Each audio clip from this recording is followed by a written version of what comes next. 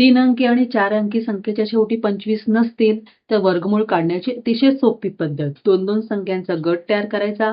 पहिल्या गटातील एकक स्थानचा अंक कोणाकोणाच्या वर्गात येतो ते पाहायचं. त्या संख्या लिहायच्या. 4 हा वर्ग 2च्या वर्गात येतो आणि 8च्या वर्गात येतो. त्यानंतरची संख्या 3 यापेक्षा लहान पूर्णवर्ग संख्या 1 ती इथे लिहायची.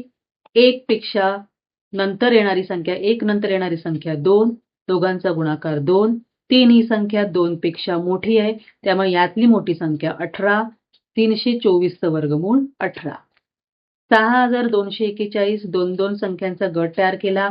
एकक स्थानची संख्या आहे 1. 1 एकाच्या वर्गात येतं आणि 1 येतो 9च्या वर्गामध्ये. म्हणून इथे 1 लिहिला, 9 लिहिला.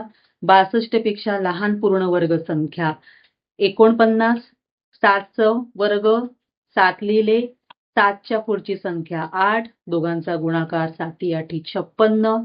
56 पेक्षा 62 मोठी त्यामुळे यातली मोठी संख्या 79 त्यामुळे त्याचं वर्गमूळ 79. 4489 2-2 संख्यांचा गट तयार केला. एकक स्थानची संख्या 9. 9 3च्या वर्गामध्ये 9 येतं आणि 7च्या वर्गामध्ये 9 येतं म्हणून लिहिले 3 आणि 7. 44 पेक्षा लहान पूर्णवर्ग संख्या 6 म्हणून लिहिले 6. 6च्या पुढची संख्या 7 दोघांचा गुणाकार 42. 42 पेक्षा 44 मोठी त्यामुळे 63 आणि 67 पैकी मोठी संख्या 67 त्यामुळे वर्गमूळ 67. 2809 2-2 संख्यांचा गट तयार केला. 9 ही 3च्या वर्गामध्ये येते आणि 7च्या वर्गामध्ये येते.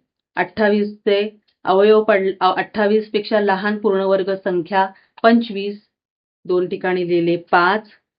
5च्या पुढची संख्या 6 दोघांचा गुणाकार 30. 30 पेक्षा 28 लहान त्यामुळे यातली लहान संख्या 53 त्यामुळे त्याचं वर्गमूळ आलं 53. गणितातील अशाच नवनवीन ट्रिक्ससाठी इझी मॅथ्स या चॅनलला लाईक करा, शेअर करा, सबस्क्राईब करा.